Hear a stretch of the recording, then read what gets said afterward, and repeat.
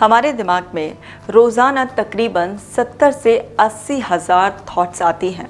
ये सुनने में बहुत ज़्यादा अजीब लगता है कि क्या वाकई 70 से 80 हज़ार थॉट्स पर डे हमारे माइंड में आती हैं। पर हाँ, बहुत सारी रिसर्च ये प्रूव कर चुकी हैं कि 70 से 80 हज़ार थॉट्स पर डे हमारे दिमाग में आती हैं। अब ये 70 से 80 हज़ार जो थॉट्स आती हैं, क्या ये सारी थॉट्स काम की होती हैं, सारी पॉजिटिव होती हैं? क्या सारी हमें मोटिवेट करती हैं कुछ पॉजिटिव एक्शंस लेने के लिए? नहीं, इनमें से कुछ वेस्ट थॉट्स भी होती हैं, इंट्रूसिव थॉट्स होती हैं, जो कि कोई लॉजिक नहीं होता, बिल्कुल बेसलेस होती हैं। अनायास ही अपने आप थॉट आ गया और कई बार हम सोचते हैं मेरे दिमाग में ये थॉट कैसे आ सकता है। यहाँ तक तो बात ठीक है, लेकिन जब वो इंट्रूसिव थॉट जिनका कोई बेस ही नहीं है और आप उन्हें अपनी ज़िंदगी में चाहते भी नहीं हैं, क्रिएट भी नहीं कर रहे हैं, वो बार बार आपके दिमाग में आ रही है, आपको परेशान कर रही है और आपको ये तक नहीं समझ में आ रहा कि ये थॉट्स का सोर्स क्या है, इनका ओरिजिन कहाँ से है, और आप परेशान हो जाते हैं। कई बार लोगों में गिल्ट आने लगता है कि मैं ऐसा कैसे सोच सकती हूँ। कई बार उनको कंपल्शंस आने लगते हैं कि थॉट आया और उनका मन करता है कि उस थॉट पर एक्ट ले। लोगों का टाइम भी वेस्ट होता है, कॉन्फिडेंस भी शेक हो जाता है, गिल्ट रिडन भी हो जाते हैं और कई बार शेम की वजह से वो अपनी बात किसी से शेयर भी नहीं कर पाते।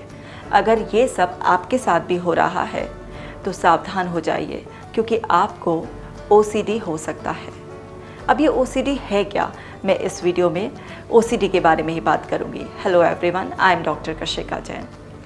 OCD होता है ऑब्सेसिव कंपल्सिव डिसऑर्डर। इसमें दो टर्म्स होती हैं, एक होता है ऑब्सेशन और एक होता है कंपल्शन।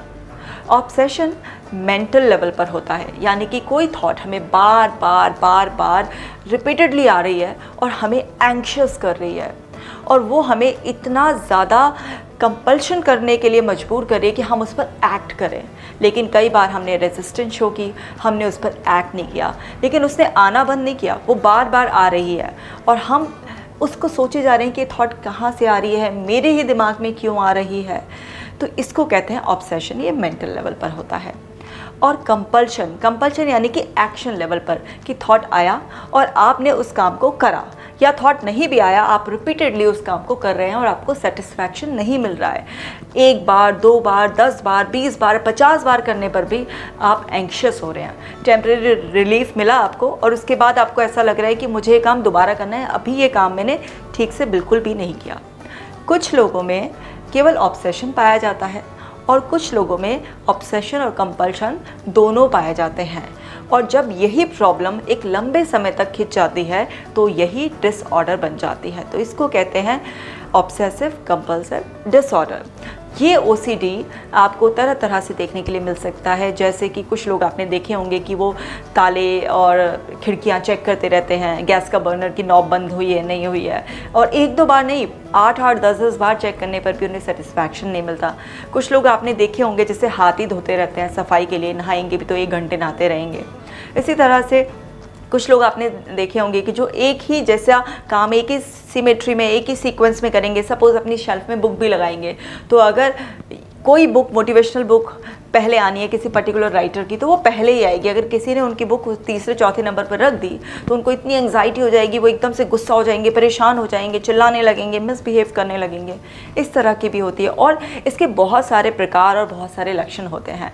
अपनी आने वाली वीडियो में मैं अलग अलग इसके लक्षण क्या होते हैं, आप कैसे पहचान सकते हैं, OCD का क्या इलाज है या OCD के कितने प्रकार हैं, जो लक्षणों से आप पहचान सकते हैं, उन सब के बारे में बात करूँगी। लेकिन फ़िलहाल इस वीडियो में OCD होता क्या है उसके बारे में बात करी हूँ।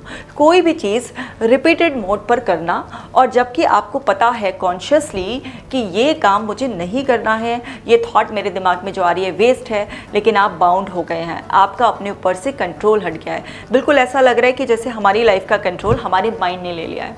तो इसमें होता क्या है, इसमें सबसे पहले इंट्रूसिव थॉट आती है। इंट्रूसिव थॉट होती है इलॉजिकल, बेसलेस थॉट।